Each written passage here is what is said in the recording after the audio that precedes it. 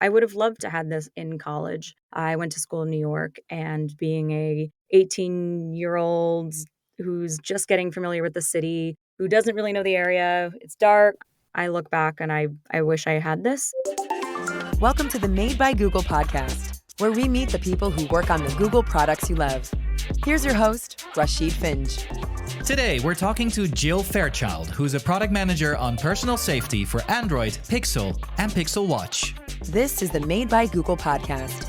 Jill, welcome to the Made by Google podcast. Great to have you. May I start by asking, personal safety, how would you define that? Great question. Personal safety is anything that we can do to help keep you safe and make you feel safe on your wrist, in your pocket, just things that give you peace of mind and help you move through the world feeling confident. So you're a product manager for personal safety on Android, Pixel, and Pixel Watch. How does one become a product manager on that topic? So I started out my career in revenue. So I was working for a media company doing product management and revenue. And I really wanted to get into something that kind of gave back and was in the space of things that I personally care about, being a woman who's lived in major cities her entire life. Personal safety really hits home and is really exciting for me because I know how people move through the world and are excited to explore and excited to say yes to opportunities and sometimes have the kind of hesitation and pause to do that. When we say personal safety on Pixel, for example, then what are sort of the features you've developed that will enhance personal safety for our users? We have a full suite. We have some that are more kind of table stakes. So something called ESOS, which is essentially a very quick way to call 911 or 999 emergency services in your area. We also have fall detection and car crash detection. So if something happens to you, we know if you have them turned on, we get you help. And now we're starting to explore a bit more of this more proactive space. Things that have come out very recently, which I'm really excited to talk about today, are Safety Check, emergency location sharing, and medical info.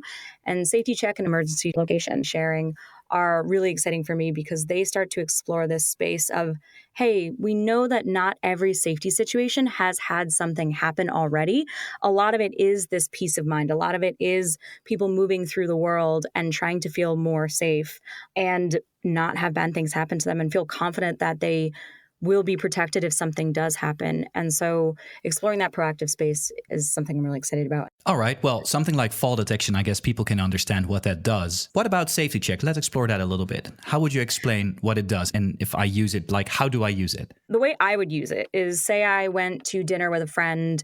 It's kind of late at night. I'm walking home alone and I'm like, I just want a little bit more of a safety net. I want to know that if something happens to me, somebody has my back. If you have a Pixel Watch, Pixel phone, or an Android phone that supports personal safety, I'll kind of look at my walk home, say, it takes about a half hour. So what I do then is I will set a timer for 30 minutes. We'll let you know when the timer is about to lapse. And then you either respond, great, nothing happens, all good, or whether you are unable to respond or you choose not to respond for some reason, then we actually escalate it and we share your location with emergency contacts. So you get to choose the emergency contacts that we let know. You get to choose the reason why you would like the safety check on, and of course the time. And then there's a bunch of different levers that you can pull of whether you let people know when you've started the safety check. So just, hey, so-and-so, Jill is starting a safety check. They just want to let you know nothing's happened yet, but we'll let you know if something comes up and we'll send you their location. Or if you just want to let people know when something happens, and in that case, somebody would get a message saying, hey, Jill started a safety check. They did not check in. You should call them and see if they're all right. And how do I pick the people that are involved in Safety Check? Do I have full control over that? Yeah, you have full control over it. In personal safety, we have a list of emergency contacts that you set. You can pull in anybody from your contacts. You can add people manually. And then when you set up a safety check, when you go through the flow and you pick the timer and the reason you're doing it and when you want to notify them, we essentially show you that list of emergency contacts and you choose which ones you want. It could be all of them. It could be one of them. It could be some of them. You choose whichever ones that you'd like to be notified, and then they're notified in the case that it escalates to an emergency share. And can I share more than just at the timer lapse, like a location sharing feature, for example, as well? So say you are walking through a park and it's late at night. You just want to share your location immediately. You don't want to wait any amount of time. You can immediately share your live location with selected contacts, selected emergency contacts. Our balance here is we wanted to create that safety net without having people feel like they were always asked to share their location immediately and always asked to give up this pretty private information when something may have not happened yet. So we wanted to give people control when they show that pretty private information to their loved ones so that they feel like they're in control of their safety and their information. And then we have a new feature also on Pixel Watch 2 called Medical Info. What is that for? So what medical info is, it's a list of vital medical information that you have that you can put into your personal safety app. Things like height, weight, blood type, date of birth, allergies, things like that. And then there are a couple settings that if you call emergency services, we're actually able to share that information out to those emergency services so that on their way to you, if something happens, if they're coming to assist you, they have all of that information before they even get to you. So trying to kind of shorten that time till calling to assistance. You also can show that information on your lock screen, whether it's of your phone or of your watch. If, for example, something happens in a public space and somebody wants to help you, they can actually access that information if you choose from your lock screen so that they're able to call your emergency contacts, let them know what's going on. If they know you have a latex allergy, so that before they put on gloves to assist you. So that one's pretty interesting because there are a lot of people in the world who have these underlying health conditions and things that they need to be aware of and they need other people to be aware of and oftentimes wear a physical bracelet. And so we're trying to make that physical metal bracelet a bit more dynamic with technology and screens. Now, Jill, one thing I love to ask product managers is that, they probably want to build a gazillion things, but there's just not enough days in a year to do that. You got to pick and choose. So how do you decide on, well, first of all, personal safety, but then also these specific features? Like, how do you decide that these are the ones we're building and putting all our effort in? Google is extremely committed to safety, personal safety, and data privacy, and all of the things that keep you as an individual safe, both in the tech you use every day and in the physical world. We're continuing to look at all the ways that we can help give you that peace of mind, help actually keep you safe. So it's very, very hard to choose because the sky's the limit pretty much. And there's so many groups of people in the world who, again, we've talked about it, move through it and would like a little bit more assurance. Here, we wanted to start with the individual. So looking at you, figuring out what are the main concerns that people have day to day. Is it loss of life? So something like a car crash or something like a fall that you're not moving. So looking at ways that we can actually save lives. And then secondarily, or kind of in partnership with that, looking at ways that we can prevent bad things from happening and kind of break the cycle of something bad happening, somebody having to go seek help, and then the things that come along with that. So I would say looking first at what can save lives and also what can be preventative. And then from there, looking at the individual saying, okay, you are a person. What are your daily problems? How do we create this balance of things that help save your life, but also keep you safe and prevent bad things from happening? And these features kind of were our first step in that individual direction. And now we're starting to think about how those things can kind of lend themselves to kids and parents and elderly parents and start to even go beyond the individual. And is that a factor in bringing some of these features from the Pixel phone and Android phones into Pixel Watch 2? So how are the features different or maybe even better on a watch compared to a phone? They're two pretty different form factors. The phone is great because it's a large screen. You can do a lot of things on it. You can input. It does so many things. The watch is amazing because it's discreet. It's always on your body, so it's always accessible. And it's also benefits from being on body because it has all the sensors and it has all those things that are kind of more of that tech that you just can't have in your palm. Looking at both of those form factors was extremely important. Bringing things over from the phone to the watch, especially when it comes to those more proactive features, was really important because of that discretion factor, the discreteness of the device. So if we're looking at proactive features, oftentimes it is maybe not a situation that is escalated to the point of needing immediate action, but there's likely a situation that has made this person feel unsafe. So being able to ask for help and get help in a way that doesn't potentially alert another person to this person asking for help or seeking help is really important to those proactive features.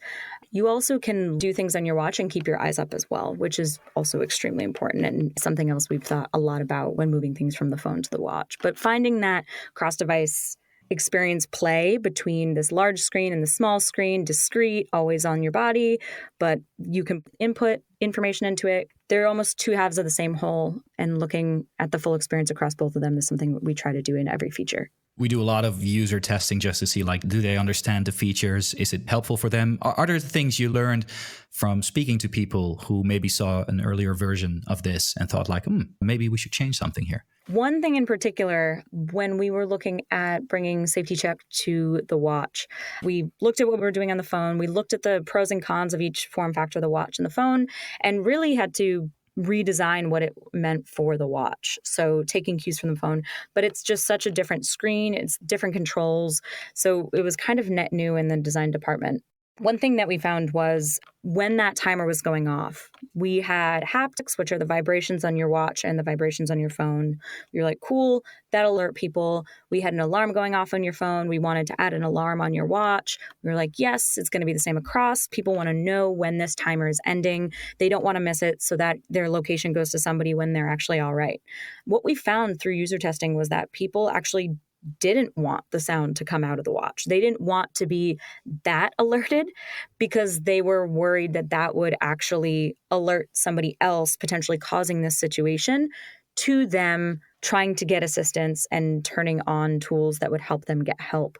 And so we actually took out the sound from the watch specifically because of that feedback. So making sure that we are constantly listening, constantly saying, hey, what does this need to be, especially on the watch in these situations where people are trying to do things under the radar. That was one particular example of when we did research and a very tangible change came out of it. That's interesting. So the feature had to be a lot more discreet, perhaps, than you imagined when starting to build this. Yes, completely. When you go to use your phone, you pull it out of your purse and you pull it out of your pocket. It's pretty big in your palm. You're looking at it.